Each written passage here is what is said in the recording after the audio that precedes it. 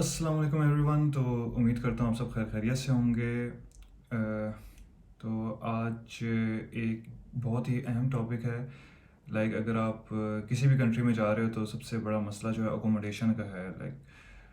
आपको पता होना चाहिए कि आपने जाके रहना किधर है, तो ये सबसे बड़ा इशू है। और ख़ास तौर पे अगर आप जर्मनी में आ रहे हो या स्टडी वीज़ा पे आ रहे हो, किसी भी जॉब सर्चिंग वीज़ा पे आ रहे हो, जॉब के लिए आ रहे हो, तो जो अकोमोडेशन है वो बहुत ज़्यादा मैटर करती है कि आपने रुकना किधर है। और आजकल सिनेरियो कुछ ऐसा है जर्मनी में।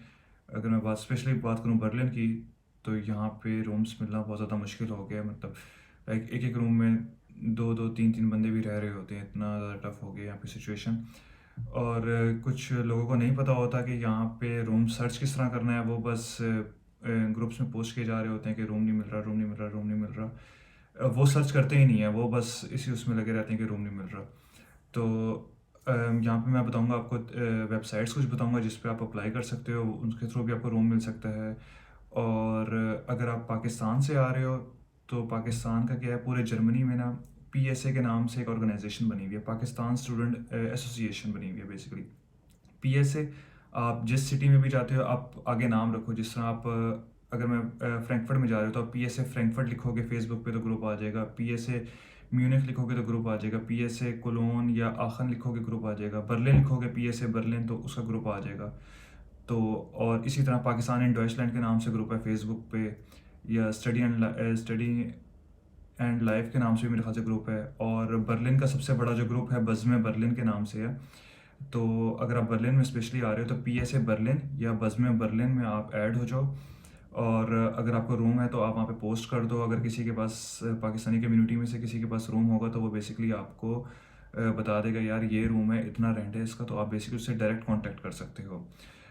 इसी तरह अगर मैं बात करूँ अगर इंडियन कम्युनिटी की, तो इंडियन कम्युनिटी के भी बेसिकली यहाँ पे ग्रुप्स वगैरह बने हुए हैं, तो वो भी अगर चाहें तो वो उस पर ऐड होके मुझे एग्जैक्ट नहीं याद नाम उनके क्या ग्रुप्स के नाम हैं।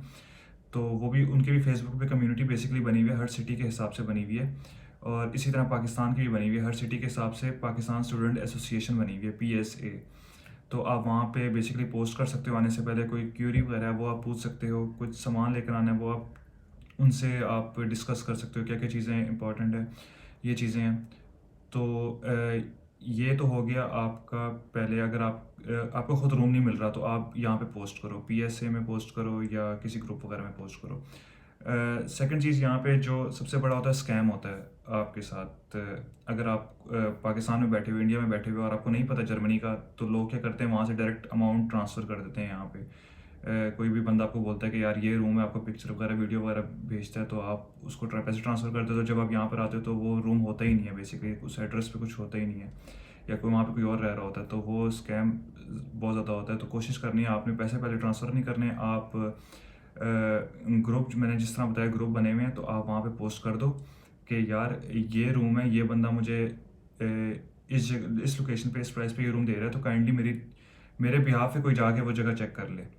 तो इस तरह बहुत ज़्यादा कर सकते हैं। तो आप रूम चेक लाजमी करना है कि वो जगह है भी मौजूद या नहीं। आपने पैसे पहले ट्रांसफ़र नहीं करने किसी भी सूरत में।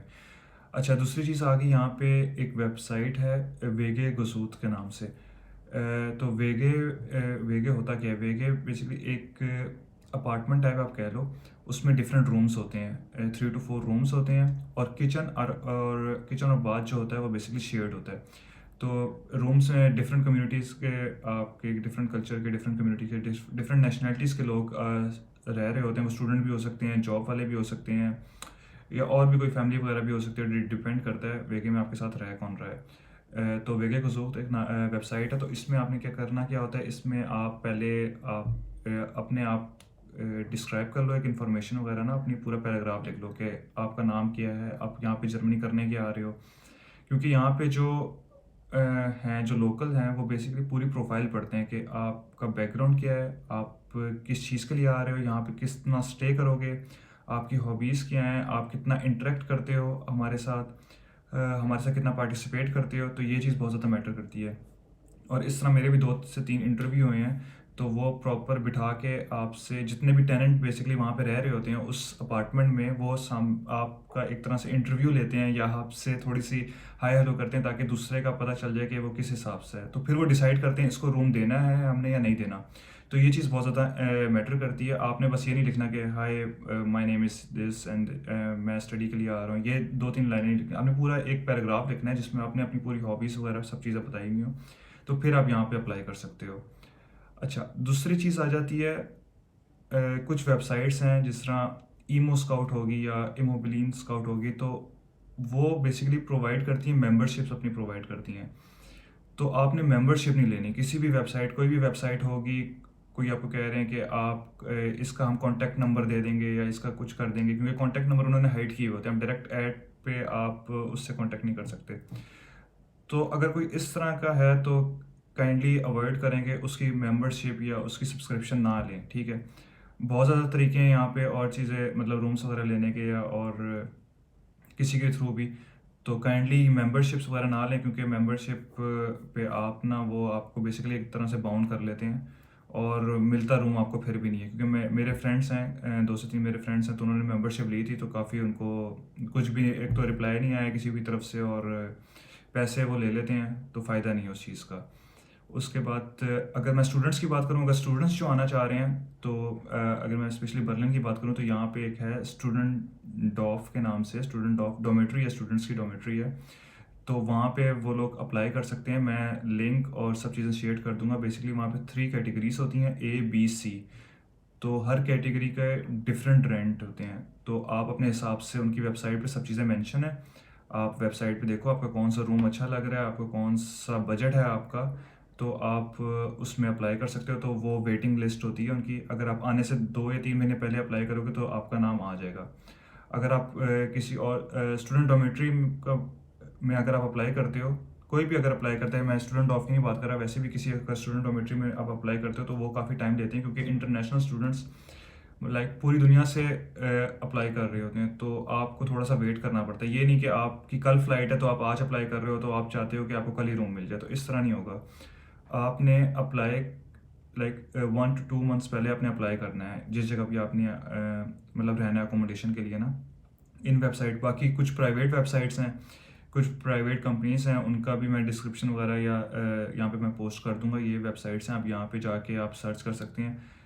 आजकल जो बर्लिन की अगर मैं बात करूँ, तो रेंट वगैरह काफ़ी एक्सपेंसिव है। अगर कोई कहता है कि 300 या 400 में मुझे रूम मिल जाए, तो ये बहुत मुश्किल है इस तरह रूम मिलना, और वो भी प्राइवेट रूम या प्राइवेट अपार्टमेंट मिलना।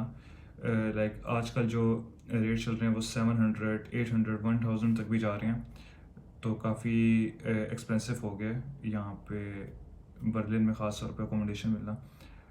तो इस चीज़ पे आपने थोड़ा सा करना है, क्योंकि अकोमोडेशन एक में ऐसी चीज़ होती है कि आइडिया नहीं होता आप लोगों को, क्योंकि आप आ रहे, क्योंकि मेरे साथ भी इस तरह हो चुका है कि जब मैं पाकिस्तान से ट्रैवल कर रहा था जर्मनी के लिए, तो मेरे पास अकोमोडेशन नहीं थी, कोई भी नहीं था, मुझे पता नहीं था कि मैंने रहना किधर जाके। तो मैंने भी इसी तरह ग्रुप पे मैसेज किया था, तो एक पाकिस्तानी लड़के ने मुझे कहा था कि अगर आपके पास कोई प्लेस जगह नहीं है तो आप मेरे पास आके स्टे कर सकते हो।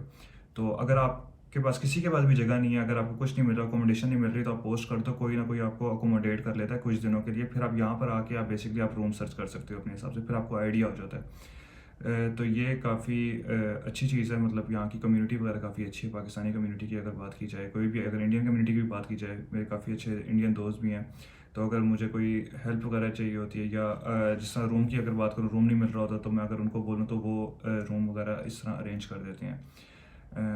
तो इस चीज़ पे आपने फोकस करना है। बाकी किसी भी थर्ड पार्टी को आपने पेमेंट नहीं करनी जब तक आपको कंफर्म नहीं हो जाए, जब तक कोई यहाँ का आपका कोई फैमिली मेम्बर हो, कोई फ्रेंड हो या कोई भी हो, या ग्रुप में पोस्ट करके आप उससे बोल ना लो कि यार जाके जगह चेक कर लो कि जगह ऑथेंटिक भी है नहीं ऑथेंटिक। तो आई होप आपको ये सब चीज़ें समझ आ गई होंगी। तो इंशाल्लाह नेक्स्ट उसमें मुलाकात होती है।